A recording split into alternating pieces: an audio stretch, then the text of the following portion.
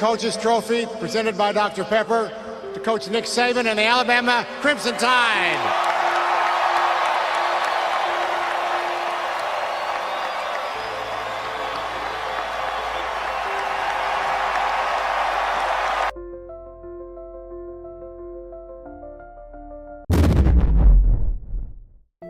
The SEC has not been doing well recently.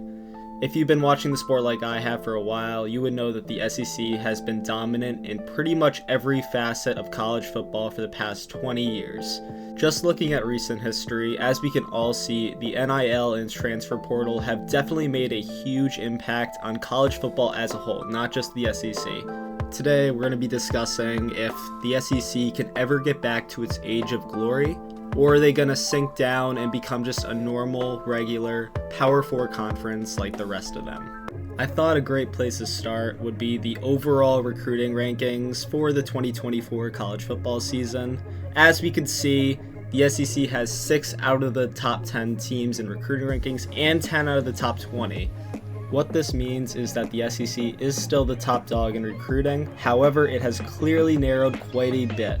This could be due to NIL or the rise in technology causing northern schools to more easily talk to the southeastern recruits. Both of those reasons have caused the SEC to lose out on some of the top prospects in the southeast. However, that alone isn't enough to suggest the SEC is falling off. So here's more evidence that they may be on a downward trend.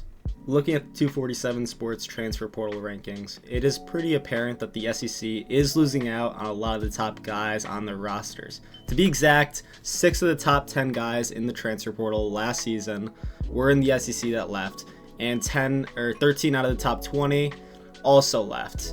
So what this is telling us is that the top talent in the SEC is leaving and going to other places. But that's not all. In total, the SEC lost out on a total of 313 players last season while only gaining 180. What this shows is that it's not just the top talent that's leaving the SEC, it's also depth.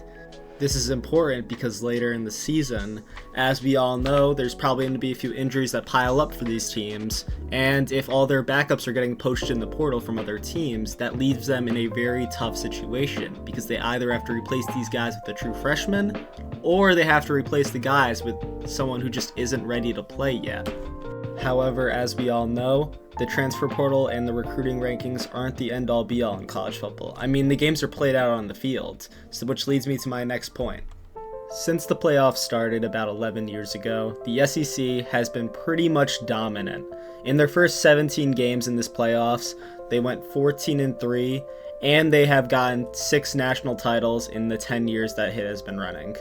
Although it definitely is worth noting that only 3 SEC teams have made the 4-team playoff in its history, of course being LSU, Georgia, and Bama. Other than those 3, there actually hasn't been another SEC team who has made the playoffs during the 4-team era, so it's mostly just domination at the top. However, in the past 2 playoffs, the SEC isn't even dominant at the top anymore. In its last 2 playoffs, which includes that 4-team last year and the 12-team this year, they are 2-4 in those matchups.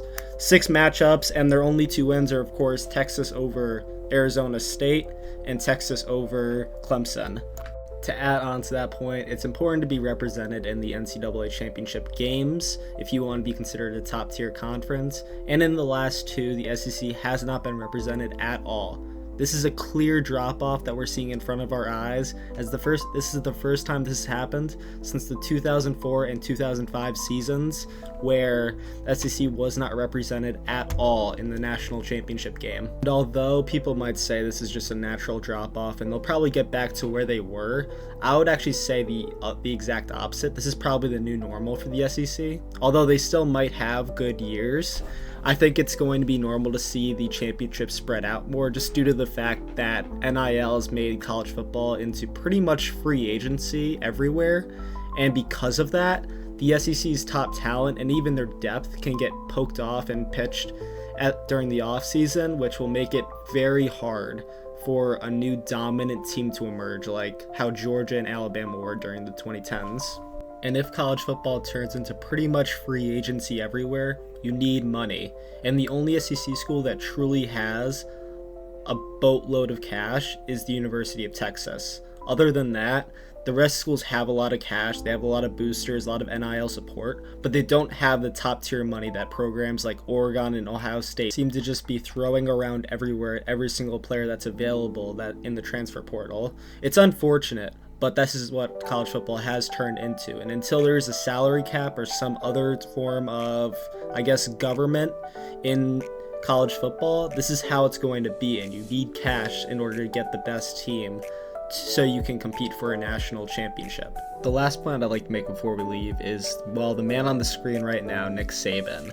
It's hard to replace a coach in a conference like Nick Saban. I mean, the success he's had is so unbelievably abnormal, it's crazy.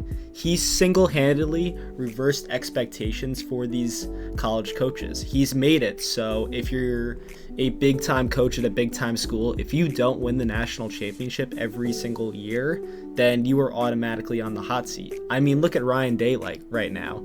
He hasn't won a national title, and despite being a great coach who's only lost to Michigan and a few others in the playoffs, he's still on the hot seat due to the fact that he hasn't won a chip yet, even though he's come so close so many different times.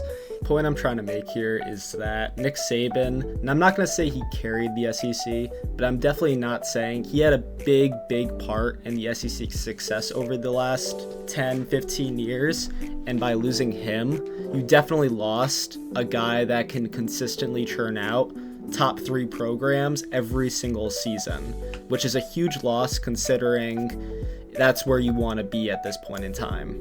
If you're the SEC, you want multiple teams in the championship game, multiple teams competing for a national championship. And at this point in time, you guys just do not have that yet. I'm not saying it's not going to happen in the future. All I'm saying is that for the past 2 seasons, you haven't had a program that has been a legitimate threat to win the national title. Anyways, that's it for today. I hope you guys enjoyed. If you did, please smash the like button, subscribe if you're new, if you're still here, and go down in the comments and tell me, is the SEC doomed? Anyways, I'll see y'all next episode, and have a great rest of your day.